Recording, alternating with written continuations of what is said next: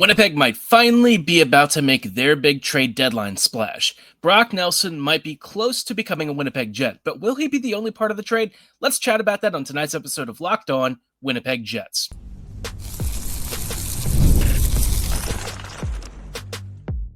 You're Locked On the Hockey Jets, your daily podcast on the Winnipeg Jets, part of the Locked On Podcast Network, your team every day. Hey friends, and welcome to tonight's episode of Locked On Winnipeg Jets, part of the Locked On Podcast Network, your team every day. I'm your host, Harrison Lee, an avid Winnipeg Jets fan and an online blogger. You can follow me on Twitter at @LivingLoco and at @LO_Winnipeg Jets. Thanks for making Locked On Jets your first listen of the day every day. If you like what you're hearing, be sure to like, follow, and subscribe on all of your favorite podcasting platforms and YouTube. Doing so, of course, is always free of charge and ensures you never miss another episode. Most of all, though, we just love and appreciate your support. Tonight's episode, obviously, there is just loads to cover. Big trades have already dropped. The best is probably still yet to come, but we have seen some big names come off already, and it puts the Jets in a super interesting position.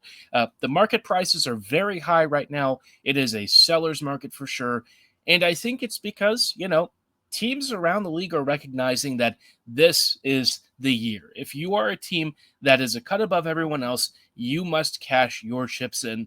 And so I think the Jets are probably very cognizant of this too. And we'll chat about how their approach might be a little bit different from some other squads. But before we do, just want to let you know that today's episode is brought to you by FanDuel. Right now, new FanDuel customers can get $150 in bonus bets if your first $5 bet wins. Now, like I said, the Jets are definitely in the market for some big pieces and depth pieces, right? Winnipeg is keeping all doors open. They're not writing anything off. And with all of this sort of in motion, the Jets are apparently making a big offer, if we're to believe some of the reports, on Brock Nelson. Nelson, though, is there's a lot going on here, right? So the Jets are not only going after Nelson, but they're doing so with the intention, potentially, of re-signing him. After, the Islanders have kind of been ruled out as seeing him coming back, it sounds like Nelson is willing to waive his no-trade clause to come to the Jets, and he's willing to extend. Sounds like in the 3-year range, which is pretty much what we've kind of talked about in the past. I thought that, when originally the notion of Nelson was sort of kind of mentioned and floated around, I started to wonder if it was more of a multi-year kind of thing, right? Maybe it's not going to be a short-term rental. Just because you think about Winnipeg's window, you think about what happened with Monahan. The Jets tried to bring Monahan back. They couldn't get that deal done. And now you've got Nelson, who, in my mind, is a better overall player in some ways, with the caveat that his game is starting to decline a bit. And with him getting older, he's like 32 or so, the next few years could see a drop-off. His skating is still good, so I don't worry about that so much, but his ability to drive offense may be questionable. But I guess where I'm kind of looking at this is I probably only care about this year, next, and maybe the other year, maybe the second of the 3 years. But beyond that, there's a certain point at which I'm not really concerned, right? Once you reach maybe year 3, at that point, you're probably looking at a different team already. So this next couple of seasons that you've got, Brock, could be the window. And with the Jets trying to make this play, they've floated around to first. They've apparently floated around some kind of a package. I have to imagine Brad Lambert is part of this. And if we're starting to talk about that sort of territory, I'm beginning to wonder if this becomes Winnipeg's one-stop shop. Do you bring back a defender, right? And looking at the whole situation for New York's cap situation, they've got a couple of interesting players. They've got Pierre-luc, they've got Dobson, and the Jets have probably inquired on at least one of these guys. There's also Mayfield. I don't know how crazy I am about that idea, but then there's Adam Pelech too. They have legitimate options. The thing with both Pelech and Mayfield is that they are signed for a fairly long time, and all of these guys are 30 or above. Pierre-luc also signed for 4 or 5 years after this, and so all of these contracts come with considerable term. And I don't know that the Jets maybe like that as much. I think if you're going for term, you probably want to have somebody in the Dobson range, right? Because Dobson's 25. He's about to be due for a huge extension, probably in the 8 range is my guess. And, if this is the play that the Jets are making, I could see the Jets kind of cashing it all in. Dobson solves one of your biggest questions on the right side, up on the back end, up front. You're getting a top pairing guy and somebody that you can lock up as a part of this core for the foreseeable future. If you bring in Nelson for the next couple of seasons, there's your 2C question answered the whole way through. I don't know that Winnipeg necessarily needs to bring in anyone else here. I think it's just going to be 2 pieces, and that would be like tremendous enough. Like Dobson and Nelson completely overhaul this team, completely change the way it looks, and so I think Winnipeg is probably at that point done. Right? If they go with this route, I think the package would be pretty insane. And if I had like a preference between any of the termed defenders, I think I lean towards Pulock. Both Pulock and Pelech are both good. I want to say I lean Pulock, but I'd be curious to know how the Jets view that. And I also wonder if there's any salary retention. Not that the Jets are really worried about the cap so much, but we've got some big extensions coming up in the future. Winnipeg, is going to have to balance some real cash flow issues, and I think that with all of this kind of in mind, this trade, if it happens, it could really shape what the Jets do for the coming seasons, right? And maybe it's just for Nelson, maybe it's a one-off, and Winnipeg looks for a defender elsewhere. If that's the case, I'm not as in love with trading a Lambert as a part of this deal. Brad, I think you maybe want to ship as a part of a separate deal. We'll have to see, though. I would think, the Islanders are asking for Brad as a part of this package, and the Jets may have to oblige, especially if Nelson comes with an extension. Now, Nelson's price tag, I do wonder what his next contract looks like. He's making $6 million this year. Does he sign for something similar? If it's like $7 or $8 million, I start to get a little queasy about that. 6.5 for me is kind of the sweet spot. 7 really on the high end, and then beyond that, I start to feel a little uncomfortable with the cap hit. Yes, it's only for another 3 seasons. That's still a fair bit of money tied between him and Scheifele, and arguably you still are looking for that franchise center, but obviously that's not really how the Jets are constructed. So if you have 2 good, like really good centers, and you assume that Nelson at 33 doesn't completely fall off a cliff in the next year or two, I guess it's livable. It's probably more livable than some of the other alternatives. It's not McCann, and I think that that's kind of where my hang-up might be. But assuming that the Jets really can't fish McCann out of Seattle, which it doesn't really seem like that's where Winnipeg is going right now. I don't know that you have many better options. And I just looking at some of the other contracts. I mean, you could try and do like a Pistachios Dobson if that's where you think you can really make the Dobson trade happen. But I don't know that Winnipeg really can do that. I don't know that Pistachios would even want to move to Winnipeg. He could. I mean, he might be totally open to it, but it's just there's a lot to balance with all of this. And I think Winnipeg already has a pretty good feeling about Nelson. They already have the indication he'd sign here. He's closer to home in many ways. And so maybe this is really the deal, right? Nelson's been a target for a while. I've talked about him as being probably one of my higher requested forwards. And so if he comes to the Jets, I think, I'd be pretty happy about that. Just very curious if the Jets try and make this a one-stop shop. So something to keep an eye out for. Let's see who else Winnipeg gets linked to. And if they make this their one trade, or if they try to maybe piece it out a little bit. But of course, the Jets are not the only teams making moves. Lots of squads have already started to make their big trades. We'll chat about some of the bigger ones that have broken out in just a little bit. Before we go too much further, though, did want to let you know about our friends and partners at FanDuel. When the game tips off, the NBA action is just getting started, and there's no better place to get in on it than FanDuel, America's #1 sportsbook. With FanDuel, you can place live bets throughout the game, so even if you miss the opening tip-off or want to place a bet on a fourth quarter comeback, you can stay in on the action all the way through. And if you're looking for a bigger payout, you can even combine your live bets into a same-game parlay. Obviously, Winnipeg is taking on Philadelphia later this evening, so this could be a good chance to bet on a win after a 3-game losing streak. I think that this is probably the best time for the Jets to turn things around. The vibes may be high, especially if later this afternoon or something, or even, maybe it's already happened in between me recording this and this going live earlier this morning. Maybe the Brock Nelson trade is already broken and the vibes are soaring, and you think the Jets are going to smack down the Flyers. Well, right now, new FanDuel customers can get $150 in bonus bets if you put down a $5 bet and it wins. That's just $5 as your first bet, and if it wins, you get $150 in bonus bets. And the only way you can do that is by joining at FanDuel.com. Make every moment more with FanDuel, the official sports betting partner of the NBA.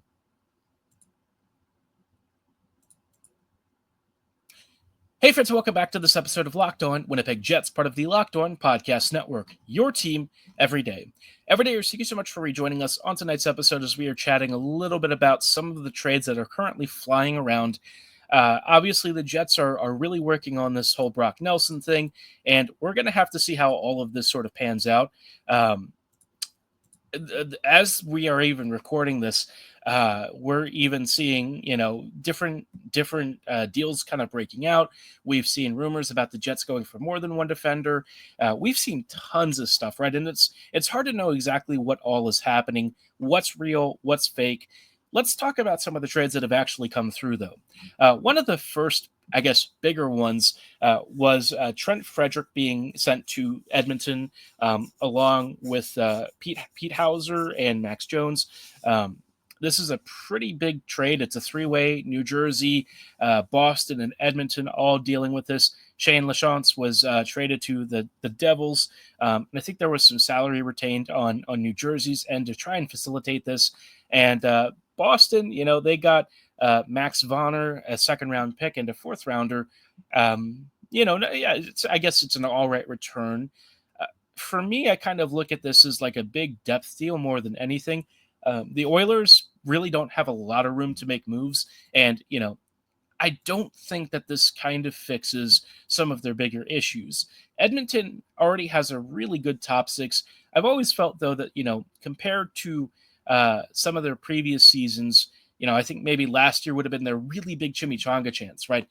This year, they've kind of been all over the place, and so I don't know that this necessarily fixes things. Frederick, I think, is a decent bottom six guy. I just, how much do I really believe he moves the needle? Not enough to make them, like a crazy cup favorite. I think that they're definitely one of the big contenders, but they still have enough vulnerabilities, especially in goal, to where I don't know that this trade is the one that puts them over the edge. Maybe it does. Maybe I'm totally wrong. But, the Oilers are kind of the Oilers. We know that they've been all over the place. So I would not really expect this move to be the one, so to speak. Now, if we're looking at more interesting trades, obviously the biggest one that just came out on Wednesday, this one kind of hurts a little bit because it featured some targets that I was interested in, but Yanni Gourde and Oliver Bjorkstrand have been sent to Tampa Bay. Also, Kyle Alcoin being included. Less important, though, Michael Eisman got sent to Seattle. And, this whole package is like 2 firsts. I think there was, another pick in there. And so, I looked at this and thought, there's a 2 firsts and a second. It's expensive, don't get me wrong. And the firsts are from, the 26 and 27 drafts, which are supposed to be better than this year. But, Tampa kind of looks at this as being maybe a swing year, right? I think that they're one of those teams. Remember earlier I said teams are recognizing that the playoff field's not that great, and this has to be a season where you take the swing if you think that there's a real chance. I think Tampa kind of looks at this in the same way. They know that these picks that they have, they're not really that great. They're like late firsts, early seconds, basically. So why worry about them so much? The Lightning are at a stage where they kind of have to go in with guys like Point, Kucherov, uh, Gensel. They're all in now. Their window is now, and they've quietly become one of the best teams this season. I don't know that people are necessarily paying attention to how fast they've improved. They are sporting one of the best goal differentials in the East. They've really started to climb back into the contender race, and now this whole package, I think, puts them quite frankly, in the tier of favorite for the East. I know the Caps might be in first, and they just won again after a bit of a recent dry spell. But I think if I'm looking at teams that quite frankly scare me out of the East, Tampa has now become that conversation.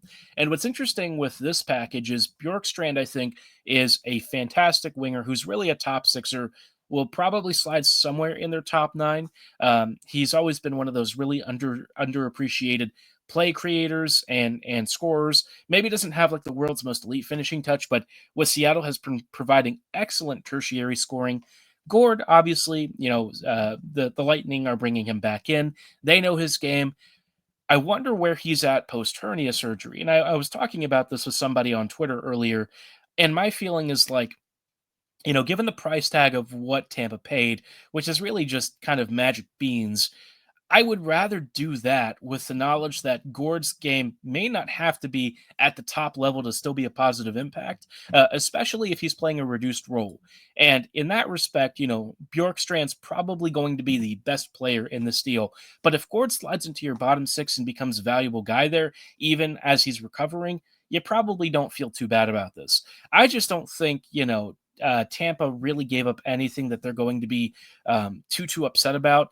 And like with some of the salary being retained on this whole thing, I think it was Gourde who's half retained. With Detroit eating some salary for a pick. I could see some stuff. Maybe kind of panning out here, and I like this deal. I think it makes a lot of sense. This is one of the first bigger swings that we've seen, and I think if you're looking at rentals, Tampa very much saw their need, and I think that they made a smart move. The trade that I'm still kind of trying to figure out what exactly is going on, though, this one broke not too long after, a couple of hours later, really. We saw Michael Bunting sent to Nashville in exchange for Luke Schenn and Thomas Novak. Obviously, with Bunting, there was like a fourth rounder or something sent. For Dubas, I think this makes a lot of sense. Novak is very clearly a great center. He's younger. Apparently, like he's turning the Pittsburgh Steelers. Wrong sport. Still got the NFL playoffs in mind, but he's turning the Penguins into kind of like the Predators light, I guess. He's brought in Tomasino, Glass. Now he's got Novak. Very interesting. I don't quite know what the game is here. I think in my head, this is like a great way to sort of retool on the fly. You agree to also take on Schenn, and I think you could probably flip Schenn if you feel like he doesn't really fit what you need. And Novak's got some terms, so that's great. Another year. And I think, what they gave up in Bunting, you don't really worry about. Like, Bunting's a good player, and I think he's a very solid contributor, but I would probably prefer Tommy Novak. Novak would have been a guy that I would have loved the Jets to have brought in. I thought that he would have been the perfect complementary center to the, 1-2 punch of, like, Lowry and Scheifele. And then you have Novak in there probably being your real 2C. But, I see where things are going here. Between Novak and, like, Nelson, which would I opt for? I think that that's an interesting question. Novak's younger, has not really upside, but I think he's maybe got a more stable two-way game. I think I lean Nelson right now. I think Brock is a little more impactful in terms of his finishing talent, but that's not to say that Novak doesn't contribute in other ways. I think Novak's overall two-way game is stronger, and maybe for what the Jets want, may have been a better fit. But I think for what I'm kind of expecting out of Nelson and what I think the Jets are looking for, Winnipeg is probably going to be totally happy with what they got, or perhaps will get in the near future. But yeah, interesting trade. If you're Nashville, I just don't know what's going on. Like, Barry Trotz is up to something. I never know what, because he's always just making moves. I don't know if they really work most of the time. Certainly the free agent deals have not worked. A lot of his trades don't seem to have worked yet. So good luck to him. Whatever it is he's doing, it's entertaining for the rest of us. So keep doing it. Uh, Also, kind of a random little small deal that sort of broke out. But Vinny Desharnais was sent from Pittsburgh to the Sharks for like a fifth rounder. That to me maybe tells you that the Sharks are about to send out a defender. And if the Jets don't get one out of New York, maybe they go for like a Wallman or something. I hope it's not Ferraro. I don't think Ferraro would really be as good as Wallman for the Jets. I could be wrong. Maybe he's just miscast there. I've heard that being an argument in favor of Ferraro, but personally, I'm after Wallman. And I think if you kind of do maybe a trade, something along the lines of Heinola and a second for Wallman, would that get you over the line? I would hope so. I think that would make a lot of sense for both teams. And finally, Heinola goes to a team that might actually make use of him. So lots of potential here, but man, what an interesting couple of days before the actual deadline. And my expectation is that something big, whether it's the Pierre-luc extension, the Nelson trade, something is going to drop today. If it doesn't already happen by the time this episode's live early this morning, I'm very curious to know what piece of news drops for the Jets first. But Chevy seems to be cooking, so let's hope he's coming away with something big. But of course, amidst all of this, the Jets still have to play some hockey games, man. I can't even focus. I don't know how the players focus, but the Jets are going to take on the Philadelphia Flyers, a team that they've also been linked to for a trade partner, and maybe, Ristolainen is their potential target. We'll have to kind of see how that all goes. It really kind of depends on what happens with this Nelson trade, but we'll chat about all of this and what to expect from tonight's Philadelphia game in just a brief moment. Hey friends, and welcome back to this episode of Locked On Winnipeg Jets, part of the Locked On Podcast Network, your team every day. Every day, thank you so much for rejoining us on tonight's episode as we're chatting about Winnipeg versus Philadelphia later this evening. Honestly, I can't even focus on the games right now. I know that I was sort of talking about the 3-game losing streak, but again, that was really in the context of a whole trade deadline push thing, right? The motivation to get you a big trade package that puts the Jets over the top. And so obviously this game, does anyone really care if the Jets lose? Maybe a little bit. Maybe it just gives you more impetus to make a move. At this point, I don't think Winnipeg is really that concerned about anything other than just getting back on winning terms. And I think that's probably the bigger story. Now that you've made your case for a big trade, it's time to get back to work. And it's not like the Jets have been bad in their expected goal shares the past couple of games. They've generally been the better team net. I think it's just, some of those curious 5v5 issues that they've had, especially on the finishing side of things, that's been holding them back a bit. And so post deadline, I don't worry about that so much. But right now, the Jets still have to take care of business, and they're facing a Flyers team that just beat them in a shootout the other day. I don't think that's going to happen, although I keep predicting Jets wins and I keep getting proven wrong, at least for the last 3 games. I'm still going to do it anyways. Who cares? I'll just say Jets win 4-2. I think tonight's going to be a different story. I think we're going to get a Winnipeg win. They're going to be facing Forster, Cates, and Brink up front, then Kuzmenko, Lawton, and Konechny on the second, Tippett, Couturier, and Michkov on the third, Deslauriers, Paling, and Pelletier on the fourth. And on defense, they've got York and Sanheim, Sealer and Drysdale, and Zamula and Ristolainen. Now, of all of the names here, the Jets have been linked to 2, Lawton and Ristolainen. And, of those 2, I think Ristolainen was the most interesting. Apparently, Rasmus has not really been attracting a lot of trade attention. The Flyers have been asking for a first. No one's proffering. And so apparently they're willing to eat salary to move him. And if it's up to 50% and they are willing to let him go for like a second rounder or something, plus maybe a prospect, maybe instead of Wallman, this is your Heinola and a second deal, I would probably think that's a pretty decent contract to bring in. I think especially at 50% retained, maybe you add in another sweetener. That's a really solid move for mobile beef. And I think Ristolainen would probably be all right for the Jets. Is he going to be great? I don't know. I have a hard time saying that, off the top of my head. But the Jets have generally had a pretty strong defensive structure.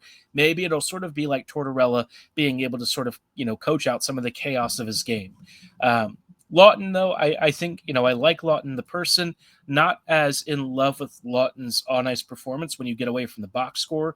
And so with him, not as intrigued. But maybe the Jets do something really weird where they bring him in as like, a third or a fourth liner or something on some sort of like depth player swap. I have no clue. But with some of the depth contracts that were being awarded today, guys like Iafallo and Appleton may kind of be on the way out. We saw Greenway get paid like 2 years, and he's coming in at like $4 million per. So Appleton could quite frankly cash in and get up to closer to 5 if that's the market. The Jets might be priced out of players like Appleton, which personally I think might save them from some over commitments to your depth. But bringing in Lawton, I don't know if that really would solve that dilemma going forward. But there's so many moving parts to all of this. The Nelson trade's kind of really the thing that I'm waiting for. Once that drops, we'll see how all of the rest of it sort of fits. But, business as usual in this game. I think the Jets are going to show that they are still the better team overall. I think Winnipeg wins 4-2. Hellebuyck gets another win finally after a couple of losses. Mind you, not really any of his fault. I don't think I really put any of what's happened to him on his shoulders. And so would be nice to get the winning streak going again. You've got this game, and then you've got the Devils tomorrow. Maybe they actually do Comrie tonight and Hellebuyck tomorrow. Could be a thing. The Devils themselves have a lot of issues. They just lost Hughes for the season now, so that's really grim. Hamilton is now week to week. They are falling apart. They are probably going to have to start selling. So, yeah, what a strange time to be a Metro fan if you are. But for the Jets, probably a pretty good feeling. Either way, you're coming away with some sort of an upgrade here over the next 48 hours. And let's just hope that the Jets are coming away with the stuff that puts them, firmly in cup contender status. I really do feel like this is the 2017-2018 year that I've been waiting for a long time.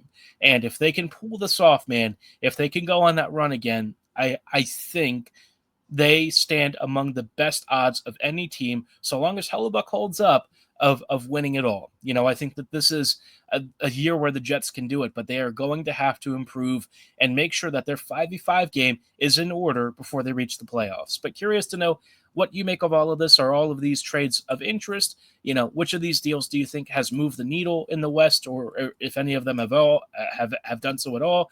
Are you excited about the potential of Nelson? Do you think he should be extended? Drop your thoughts below or at my social medias at HLivingLoco and at LO_Winnipeg Jets. Obviously, tomorrow's episode will probably be later in the evening, so the Nelson trade may drop sometime between this uploading and tomorrow evening. I'm at a work trip, so apologies that I may not have something instantaneous. If I have time, I'll try and record something maybe midday if the trade drops then. Well, it has to because of obviously the deadline stuff. But, if it's like tomorrow or this afternoon, I'll try and do something, right? But probably we'll have more full thoughts later in the evening on Friday, and maybe we'll try and break down some of the ramifications of all of this and how it's going to impact the Jets going forward. But for tonight's show, that is all the time that we have.